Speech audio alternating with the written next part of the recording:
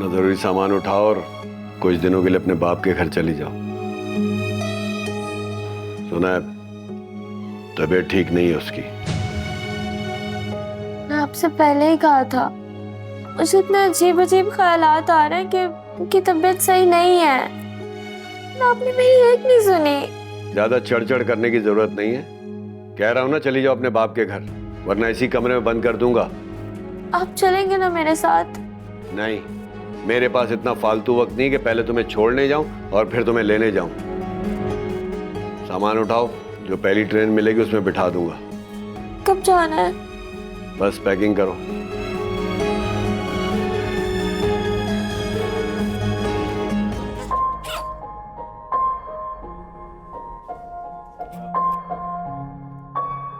कैसी बच्चों जैसी ख्वाहिशात है तुम्हारी। गांव में क्या रस नहीं मिलते? नहीं, मैंने अपने लिए नहीं मंगवाए, बाबा को बहुत पसंद है तो उन्हीं के लिए लेके जाऊंगी। अच्छा ये पैसे ले लो। अभी पिटोगी या बाद में? मैं इतनी सी चीज के पैसे लूंगी तुमसे, तुमने सोचा भी कैसे? दरअसल बाबू को बहुत पसंद है और मेरे एक कहने पर ही तुम फौरन से ये ले आई, उससे ही और भी खास हो गए।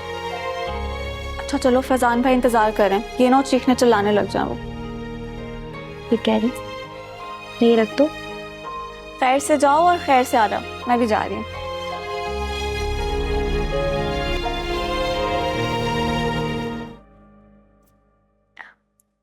मैं बाबा के घर जा रही हूँ। खैर है? ऐसे अचानक? असल में इनके बाबा की तबीयत खराब है, उन्हीं से मिलने जा रही हैं। तो अकेली जा रही हैं भाभी? नहीं नहीं, मैं और भाई छोड़ने जा रहे हैं। जी भाई ने टिकट ले ली है, वो नीचे गाड़ी में इंतजार कर रहे हैं आपका।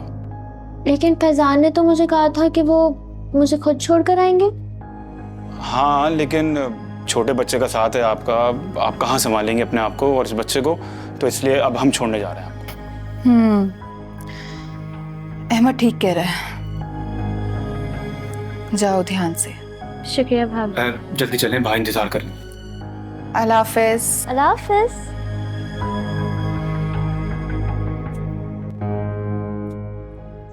मैं ऐसी परेशान हो रही थी कि हम कैसे जाएंगे। बाबा फैजान को देख के बहुत खुश होंगे और अजान को भी। सुनिए, बाबा का घर कब आएगा? गाड़ी तो चलने दो, घर भी आ जाएगा। भाई जरा पूछ लें, अगर कुछ लेना है तो फिर रास्ते में से ले लेते हैं। नहीं नहीं, मुझे कुछ नहीं खाना। तो गाड़ी तो चला, देख लेंगे। जी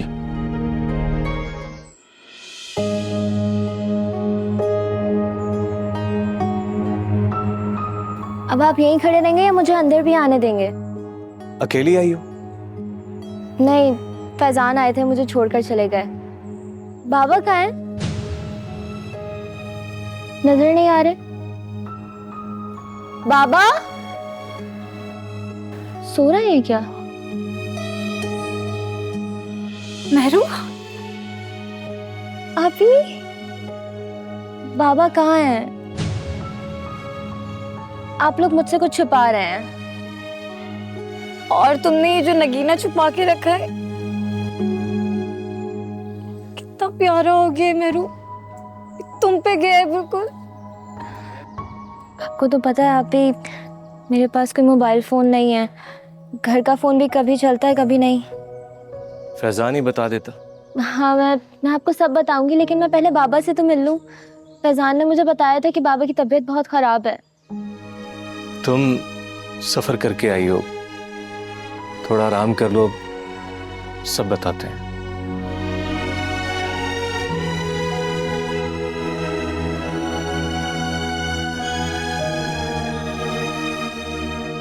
बाबा नहीं रहे, हमें छोड़ के वो इस दुनिया से चले गए।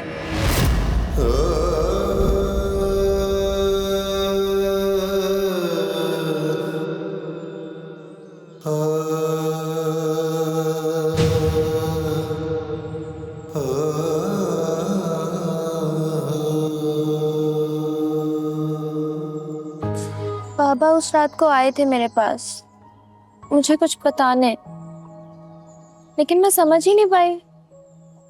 पता नहीं, वो कह रहे थे मेरे सर से छत उड़ गई, फिर अपनी बदनसीबी को रो रहे थे। कह रहे थे मेरू बेटा, मेरे पास सिर्फ मेरी बदनसीबी और मेरी तन्हाई रह गई। मेहरू, बाबा बहुत बीमार थे, चिप सी लग गई थी उनको।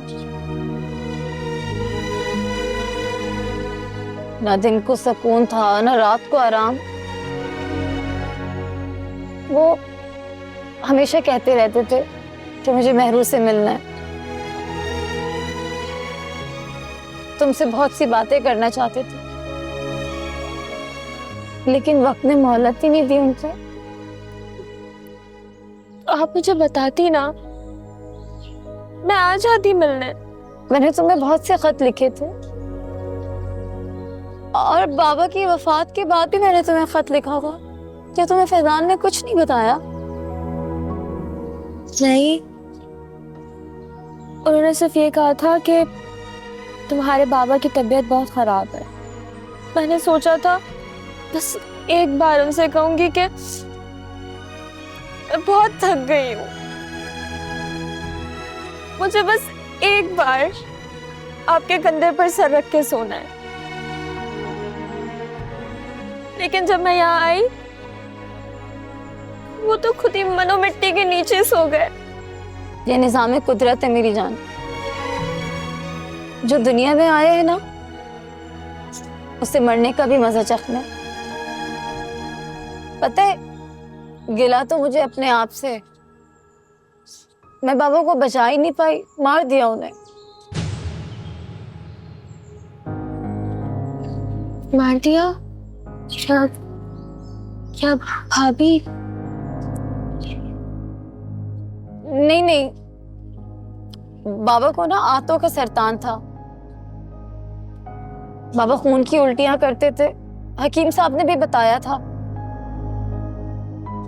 मैं जाने अनजाने पे जुनैरा पे इल्जाम लगाती गई,